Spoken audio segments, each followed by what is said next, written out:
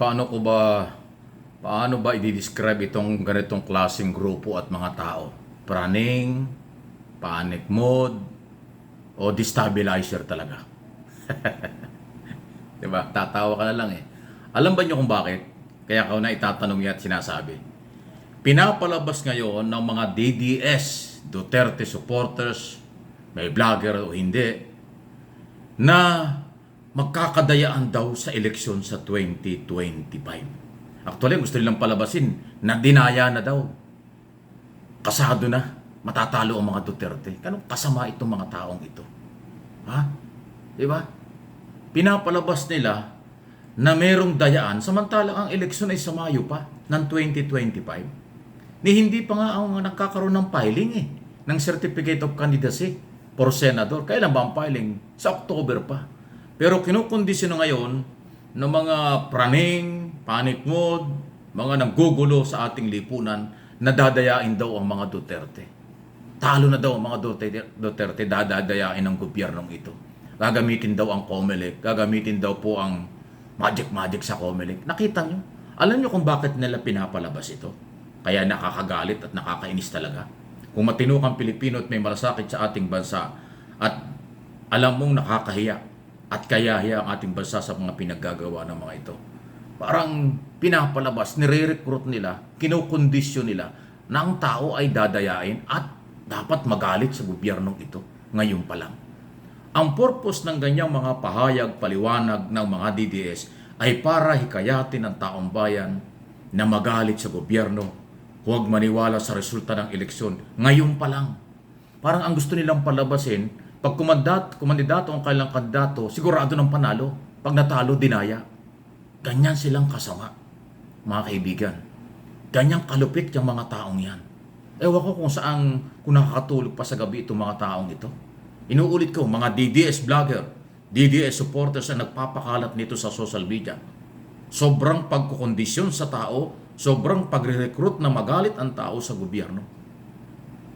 Ang eleksyon po exclusive na karapatan at kapangyarihan ng COMELEC yan na ayusin. Naghahanda pa lang, ilang buwan pa bago mag-eleksyon . Bakit ganyan ang kanilang sinasabi? Ganyan na po silang kasama. Kaya ko naman ngayon pa lang, tinapik ko na ito para at least kayong mga nanonood sa Mike Abe Opinions at itong MA Pinoy TV, meron na din kayong idea na ngayon pa lang ikinukondisyon na nila ang taong bayan na pag natalo ang kanilang kandidato, dinaya para magalit. Diyan yan po ang kanilang mga agenda. Ewan ko kung, kaya ang hirap i-describe kung anong klase mga tao yan . Ang layo-layo pa ng eleksyon, ang pinapalabas ngayon, may nanalo na, dinaya na sila. Ano yun? Huwag na kayong sumali sa eleksyon kung hindi kayo tatanggap ng pagkatalo. Ang eleksyon parang sugal. Pwede kang manalo, pwede kang matalo. Hindi ibig sabihin, pag kumandidato ka at pag natalo ka, hindi ka nakalusot, dinaya ka na. Paano kung ayaw talaga sa inyo ang tao?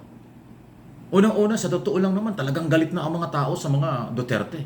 Galit na ang mga tao sa kandidato ng mga patuloy ang paninira sa ating gobyerno.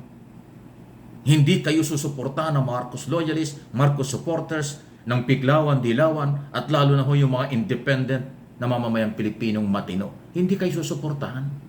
Kaya kahit anong gawin nyo, hindi maniniwalang kayo'y dinaya. Ginagalit lang ninyo nang wala sa lugar ang mga tao para inyong pabagsakin ang kasalukuyang gobyerno. Nandyan na sa ganyang klaseng level ang inyong galawan. Sa aking opinion, interpretation, ito po ay talagang hindi na makataong galawan. Hindi na makataong propaganda ito. Makasarili. Galawan ito ng mga desperado. Galawan ito ng walang totoong malasakit sa political exercise at sa mamamayang Pilipino. Inuulit ko, ang political exercise, eleksyon, taong bayan ang masusunod. Hindi COMELEC, hindi gobyerno.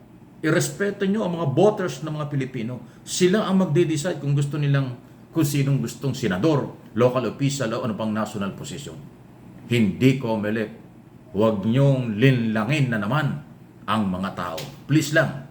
Baka minatitira pa kayong kakarampot na pag-iisip, kakarampot na pagmamahal sa bayan. Huwag naman yung ubusin dahil kayo rin ang nasisira sa kakarampot o maliit na pagmamahal na yan. Puro kayo pang sarili. Puro kayo panggugulo. Puro kayo pasaway. Wala na ba talaga kayong malasakit sa bayan? Paano na yung inyong mga anak? Paano na yung inyong magiging apo?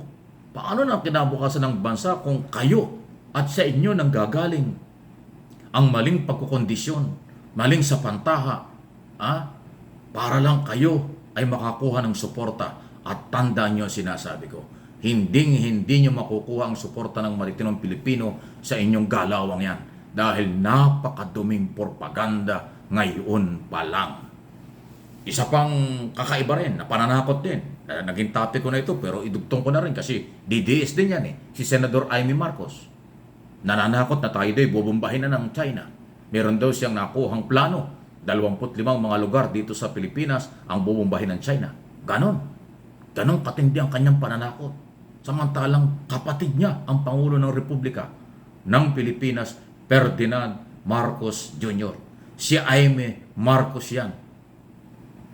Although yung iba hindi na naniniwalang Marcos kasi iba na nga ang galawan. Bahagi yan ng mga praning na mga pag-iisip. Bahagi yan ng mga paninira para galitin ang taong bayan, para takutin ang taong bayan. Kasi pag natakot ang taong bayan, naniwala sa sinasabi nila, magagalit ang taong bayan sa gobyerno.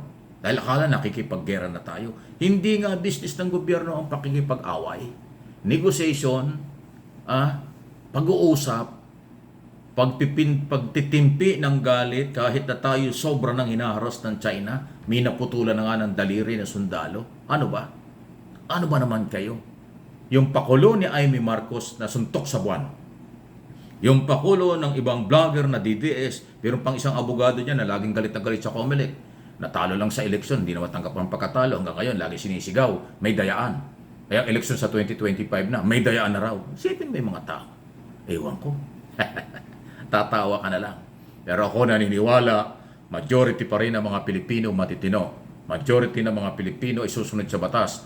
Majority ng mga Pilipino ay naniniwala sa political exercise every 3 years, every 6 years sa presidential. At hindi kapanipaniwala, wala namang papapatunay sa dayaan. Puro yan akusasyon lang. Sakit ng politikong Pilipino pag lumaban at natalo, sabi tinaya. Pag nanalo, sasabihin ng bayan. Yan ang masamang kultura na ipinamamana nila sa atin. Pero matino na ang kabataan ngayon. Matatalino na ang kabataan ngayon. Sila ang masusunod, hindi ang trapo or maduming politika. Ngayon pa lang Ang tagal-tagal pa ng kampanya Maduming galawan na ang kailang kampo Sino ba yan? DDS Group.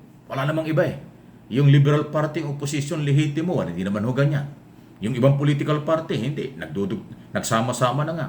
Yung Nationalist People's Coalition, Lakas CMD, National Unity Party, sumama na sa Partido Federal ng Pilipinas ni Pangulong Marcos. Kasi gusto nila matinong gobyerno. Hindi pang-aagaw, hindi paninira.